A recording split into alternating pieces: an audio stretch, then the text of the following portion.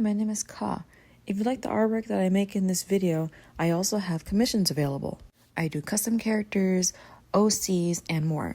When you commission me, you're not only helping me, but you're also helping out my son, Anino. If you do choose to commission me, you'll be helping us find a better place to live. The link to my commissions form and guidelines are in the description. Now let's get into the video. Before I get started on this video, I want to say that this will be my second time recording the audio, just because the first time that I tried recording the audio, it was when I was outside, and I didn't think it was that windy. It was a really hot day, but my mic picked up a lot of the wind, and I could barely hear myself. Even with editing, or like when I was editing, trying to cut out like that noise, none of it was coming out. So I apologize for that, but I'm gonna see if I can try to remember everything that I said in that audio that I can put into this one. So please bear with me. As you guessed by the title, today I will be creating a brand new character completely from scratch, except I have something to go off of in regards to what the theme is for this character. And it's going to relate to my latest project or portfolio project relating to the water triplets that I made in my last video. If you haven't seen that, go check that out after this one. And for this one, this character, I thought about working with like elements just because I haven't really done anything like that, and I wanted to push myself with not making human-like characters. I want to play with shape and form more. So I thought maybe doing something that doesn't necessarily have like a rigid shape would be a great place to start. Which is why I did water, but according to a few people that have seen my work and given feedback, it looks quote-unquote goopy and jello-like. If you agree with that, please let me know in the comments, but I did my best to try to make it not super formed, but also giving a character some type of silhouette for the sake of storytelling. But anyway, so for this one, I wanted to do something quite the opposite of water, which will be fire.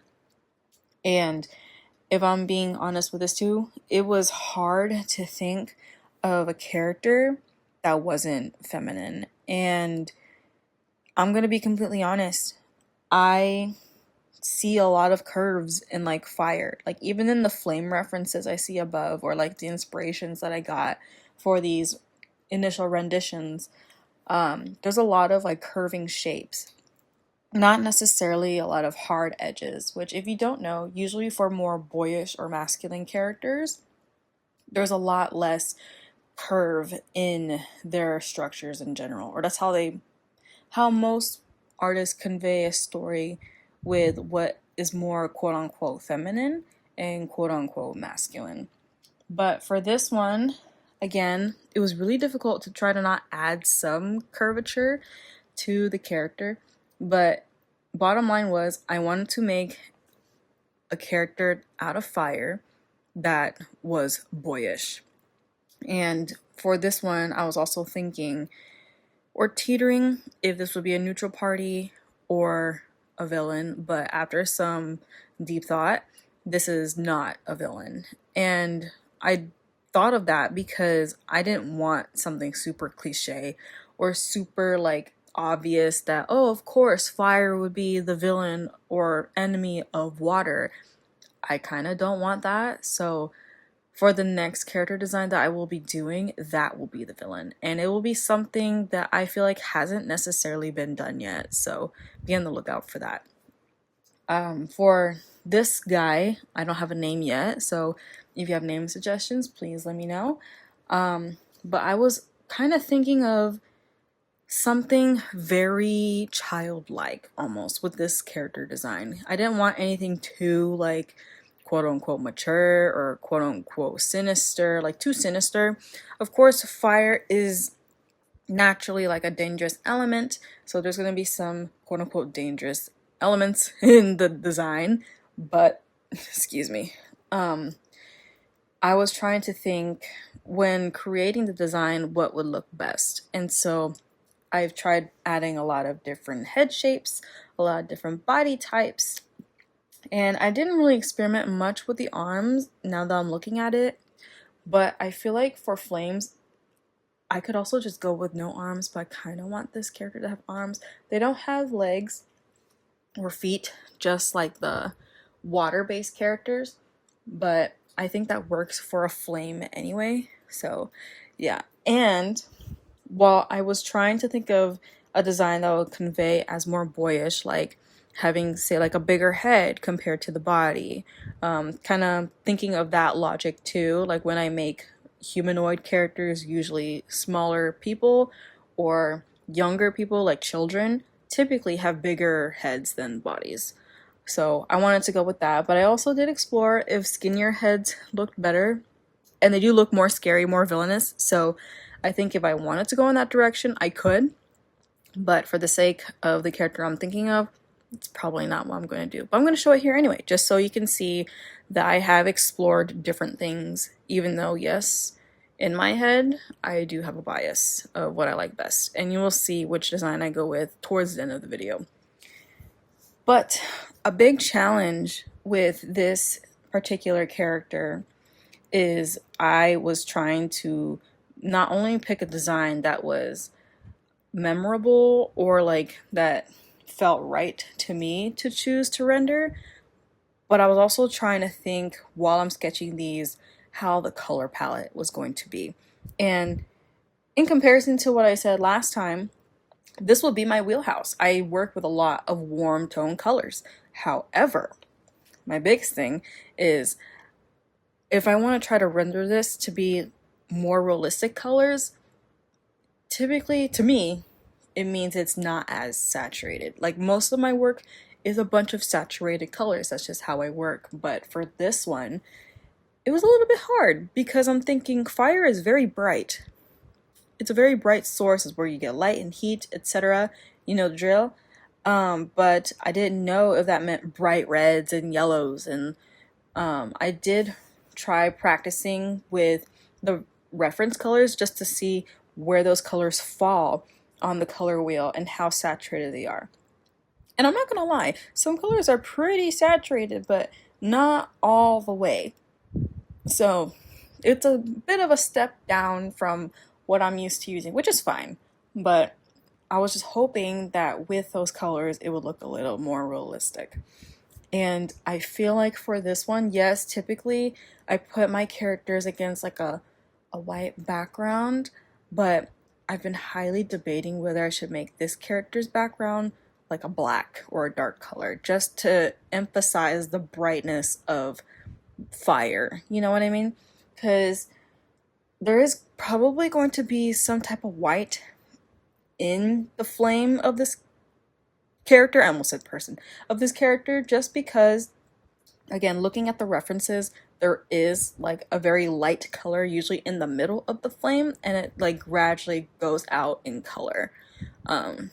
So yeah, but yeah, I also want to say that for this process, yes, I am showing y'all the whole thing here on YouTube, but if you're interested in little step-by-steps like my sketches and then little progress shots, I highly recommend you check my Instagram account, and I'll put that on the screen here so you can check it out. But yeah, this took, I want to say, maybe a few hours maximum. As I keep doing these character designs and like putting these characters in this type of format, it's been gradually getting a lot faster and more efficient whenever I've finished like a, I don't know if I call it a slide or sheet or file, but I've been finishing those a lot faster lately, which I'm really happy with. And it's not like a, oh, I'm doing this all in one sitting and it's finished like I used to do. Like I do go back and try to see like, maybe this could use some tweaking, and then adjust as needed. But anyway, so for this character, they're not the villain.